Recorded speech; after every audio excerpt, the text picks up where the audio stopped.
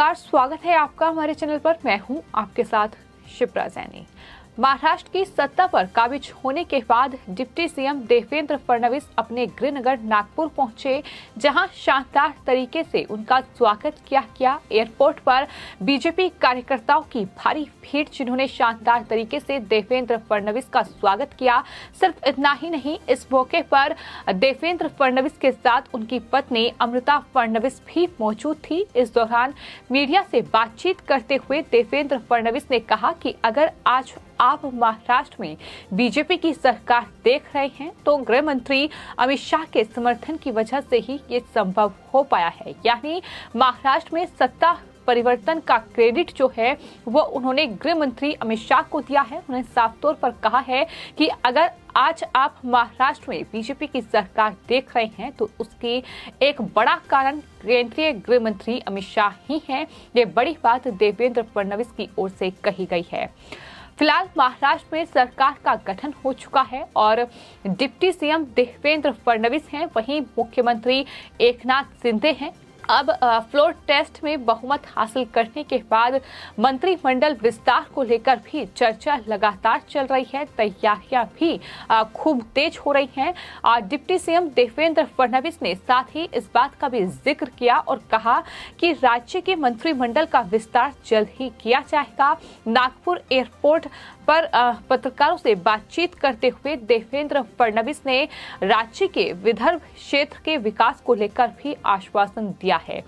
तो आपको बता दें, महाराष्ट्र में सत्ता परिवर्तन हो चुका है। एकनाथ शिंदे और बीजेपी की सरकार है और वहीं अब लगातार मुख्यमंत्री एकनाथ शिंदे और साथ ही जो महाराष्ट्र के डिप्टी सीएम है देवेंद्र फडणवीस, वो ये कह रहे हैं कि दरअसल इस सरकार का जो लक्ष्य है वो महाराष्ट्र में विकास होगा और महाराष्ट्र में हिंदुत्व का मुद्दा होगा। इन तमाम दो मुद्दों को लेकर ही अब एकनाथ शिंदे और साथ ही बीजेपी मिलकर वहां काम करेगी कि बड़ी बात उनकी तरफ से कही गई है। तो जिस तरह से महाराष्ट्र में सत्ता परिवर्तन हुआ, उसके बाद अब डिप्टी सीएम देवेंद्र फडणवीस अपने गृहनगर नागपुर पहुंचे और वहां पहुंचने पर देवेंद्र फडणवीस का बीजेपी कार्यकर्ताओं ने शानदार तरीके से स्वागत किया। उन्हें फूल मालाएं पहनाई और इस तरह से पत्रकारों से उन्होंने बातचीत की, जिसमें उन्होंने साफ तौर पर यह कहा है कि दरअसल राज्य में विकास क्षेत्र में काम किया जाएगा। इसको लेकर आश्वासन जो है वो देवेंद्र फडणवीस की ओर से दिया गया है। साथ ही उन्होंने मंत्रिमंडल के विस्तार को लेकर भी बड़ी बात कही है। देवेंद्र फडणवीस ने इस बात का जिक्र किया है कि जल्द ही मंत्रिमंडल का भी विस्तार महाराष्ट्र में होगा, ये उनकी तरफ से कहा गया है। राज्य में नई सरकार के गठन के बाद अब कहीं न कहीं मंत्रिमंडल विस्तार पर ही सबकी निगाहें टिकी हुई हैं। वहीं बीजेपी के कार्यकर्ताओं में काफी उत्साह है, काफी खुशी है जिस तरह से बीजेपी ने सत्ता परिवर्तन महाराष्ट्र में कर दिया है, उद्धव सरकार को उखाड़ फेंका है और उसके बाद अब बीजेपी सत्ता पर काबिज हो गई है और उसके बाद ये फडणवीस नागपुर पहुंचे, भव्य स्वागत किया गया। उनकी पत्नी अमृता फडणवीस भी इस दौरान उनके साथ मौजूद थी और एयरपोर्ट से बीजेपी के नेता ने अपने समर्थकों द्वारा आयोजित की गई जल्लोष यात्रा भी शुरू की। तो ये यात्रा भी निकाली गई है। इस तरीके से खुशी की लहर लगातार बीजेपी के तमाम कार्यकर्ताओं में है। जाहिर तौर पर बीजेपी के तमाम नेताओं में भी इस बात की खुशी है कि महाराष्ट्र में महाविकास आघाड़ी अब सत्ता में नहीं है। अब बीजेपी और शिंदे गुट जो है वो अब सत्ता में है। तो जाहिर तौर पर देवेंद्र फडणवीस जहां डिप्टी सीएम है तो वहीं एकनाथ शिंदे जो कि शिवसेना के ही नेता हैं, उन्होंने अपना एक अलग गुट तैयार कर लिया है। वो दरअसल अब महाराष्ट्र के मुख्यमंत्री बन चुके हैं और मंत्रिमंडल विस्तार को लेकर एकनाथ शिंदे से भी तमाम सवाल किए गए हैं, जिस पर उन्होंने जवाब देते हुए ये कहा है कि वो जल्द ही डिप्टी सीएम देवेंद्र फडणवीस के साथ इस पूरे मामले पर बातचीत करेंगे। उनके साथ विचार विमर्श होगा, जिसके बाद मंत्रिमंडल का विस्तार किया जाएगा। ये उनकी तरफ से बड़ी बात कही गई है। महाराष्ट्र में जिस तरह से ये बड़ा फेरबदल हुआ है, उद्धव ठाकरे अब सत्ता में नहीं है और किस तरह से महाविकास आघाड़ी एक ही पल में कहीं न कहीं टूटकर बिखर गई, क्योंकि विधान परिषद के चुनाव तक ऐसा किसी को भी अंदेशा नहीं था कि इस तरह की तस्वीर महाराष्ट्र में देखने को मिलेगी। लेकिन उसके ठीक बाद जिस तरह से एकनाथ शिंदे तमाम अपने साथी विधायकों के साथ सूरत पहुंच गए, उसके बाद ये तस्वीर महाराष्ट्र में बदलती नजर आई। और अब चूंकि एकनाथ शिंदे महाराष्ट्र में मुख्यमंत्री बन चुके हैं, जब वो अपने घर पहुंचे वहां उनका शानदार स्वागत किया गया। ढोल नगाड़ों के साथ बेहद शानदार तरीके से उनका स्वागत हुआ। और इस दौरान पत्रकारों से बातचीत करते हुए एकनाथ शिंदे ने उद्धव ठाकरे और संजय राउत साथ ही तमाम नेताओं पर जमकर हमला बोला। उन्होंने साफ तौर पर यह कहा कि विकास और हिंदुत्व नए शासन के एजेंडे में है, यानी ये नई सरकार हिंदुत्व और विकास के लिए काम करेगी, ये उनकी तरफ से कहा गया है। विधानसभा में भी एकनाथ शिंदे ने यही कहा कि पिछले 2.5 सालों में शिवसेना सुप्रीमो बाला साहेब ठाकरे की नीतियों का अनादर करते हुए उद्धव ठाकरे के नेतृत्व वाली शिवसेना ने काम किया है। एक तरीके से जो एकनाथ शिंदे जो हैं वो इस बात को लेकर नाराजगी जाहिर करते नजर आए कि दरअसल बाला साहेब ठाकरे की नीतियों के खिलाफ जाकर काम किया गया।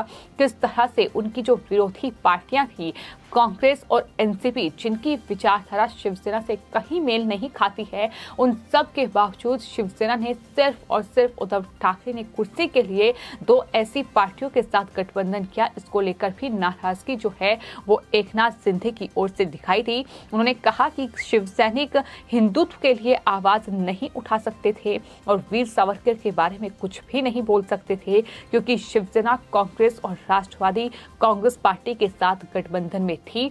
ये बात उनकी तरफ से कही गई है।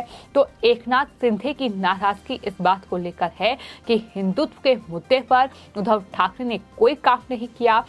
इस के विपरीत जाकर ही उन्होंने सारा काम किया है, पार्टी लाइन से हटकर काम किया गया है। ये तमाम बड़ी बातों का जिक्र उनकी तरफ से किया गया। नाराजगी साफ तौर पर जाहिर की गई कि किस तरीके से 2.5 साल में सबसे खराब अनुभव जो है वो शिव सैनिकों का रहा है। शिवसेना कांग्रेस और एनसीपी के साथ ही हम शिव सैनिकों को हिंदुत्व या वीर सावरकर के बारे में बोलने से रोक दिया गया। साथ ही 2.5 साल में कई बार कांग्रेस ने वीर सावरकर का अपमान किया था, लेकिन हमें कांग्रेस के खिलाफ बोलने नहीं दिया गया। हम शिव सैनिकों ने पिछले 2.5 साल में बहुत कुछ झेला है। ये बड़ी बातें जो हैं एकनाथ शिंदे जो कि अब मुख्यमंत्री बन चुके हैं उनकी तरफ से कही गई। साथ ही कांग्रेस और एनसीपी पर भी निशाना साधते हुए एकनाथ शिंदे ने यह कहा कि शिव सैनिकों को चुप रहने के लिए मजबूर किया गया। इसके अलावा दाऊद के साथ संबंध रखने वाले मंत्रियों के खिलाफ कार्रवाई करने से भी रोक दिया। उन्होंने फिर दोहराया कि जिन शिवसेना नेताओं ने महाविकास आघाड़ी सरकार के खिलाफ विद्रोह किया वे शिवसेना का हिस्सा थे, बाला साहेब की शिवसेना का हिस्सा थे। ये उनकी तरफ से बड़ी बात कही गई है, यानी नाराजगी है महाविकास आघाड़ी के खिलाफ कि किस तरीके से कुर्सी के लालच में कांग्रेस और एनसीपी के साथ गठबंधन किया गया, जबकि चुनाव जो है शिवसेना वो बीजेपी के साथ लड़ी थी और बीजेपी के साथ गठबंधन में थी, लेकिन सिर्फ कुर्सी की लड़ाई जिसके लिए उद्धव ठाकरे ने कांग्रेस और एनसीपी के साथ मिलकर सरकार बना ली। लेकिन अब 2.5 साल के बाद एक बार फिर महाराष्ट्र में सत्ता परिवर्तन हो चुका है। अब हिंदुत्व के मुद्दे को ध्यान में रखते हुए हिंदुत्व के मुद्दे और साथ ही विकास को लेकर ये 2 एजेंडे जो हैं नई सरकार की ओर से तय किए गए हैं। एकनाथ शिंदे और बीजेपी की सरकार अब महाराष्ट्र में है और देखना दिलचस्प होगा कि आखिर किस तरह से ये सरकार आगे बढ़ती है, क्योंकि फिलहाल जिस तरह से तमाम बयान सामने आ रहे हैं, एकनाथ शिंदे का साफ तौर पर यह कहना है कि बीजेपी बड़ी पार्टी होने के बावजूद उन्होंने मुझे मुख्यमंत्री बनाया है। इसके लिए उन्होंने बार-बार जो बीजेपी हाईकमान है उसका धन्यवाद दिया, साथ ही देवेंद्र फडणवीस को भी शुक्रिया कहा। तो इस तरह से कहीं न कहीं इस सरकार की शुरुआत हो चुकी है। मंत्रिमंडल विस्तार पर सबकी निगाहें टिकी हुई हैं। हालांकि इसको लेकर देवेंद्र फडणवीस की ओर से ये कहा गया है कि जल्द ही वो मंत्रिमंडल के विस्तार पर भी चर्चा करेंगे एकनाथ शिंदे के साथ, और उसके बाद तमाम जो मंत्री हैं वो उनके नाम की घोषणा होगी। तो ये तमाम बड़ी बातों का जिक्र उनकी तरफ से किया गया है। लेकिन फिलहाल ये जीत के बाद शानदार स्वागत जिसकी तस्वीरें सामने आई हैं एयरपोर्ट पर, नागपुर एयरपोर्ट पर डिप्टी सीएम देवेंद्र फडणवीस का शानदार तरीके से बीजेपी कार्यकर्ताओं ने स्वागत किया है। लेकिन इसी के साथ साथ देवेंद्र फडणवीस ने यह साफ कर दिया है कि दरअसल महाराष्ट्र में इस बड़े बदलाव का जो कारण है वो केंद्रीय गृह मंत्री अमित शाह हैं। उन्होंने कहा कि अगर आज आप महाराष्ट्र में बीजेपी की सरकार देख रहे हैं तो उसका सबसे बड़ा कारण केंद्रीय गृह मंत्री अमित शाह है। यानी एक बार फिर कहीं ना कहीं चाणक्य की रणनीति जो है वो महाराष्ट्र में कामयाब हुई है, ये कहीं ना कहीं उनकी तरफ से कहा गया है। तो फिलहाल महाराष्ट्र में सत्ता परिवर्तन और उसके बाद भी अभी भी कहीं ना कहीं बयानबाजी का दौर जारी है। लेकिन फिलहाल महाराष्ट्र में जीत के बाद एकनाथ शिंदे और बीजेपी गुट कहीं ना कहीं काफी खुश है और लगातार इस तरीके के बयान सामने आ रहे हैं। फिलहाल आपकी इस पूरे मामले पर क्या राय है हमें कमेंट बॉक्स में जरूर लिखें और चैनल को सब्सक्राइब करें। धन्यवाद।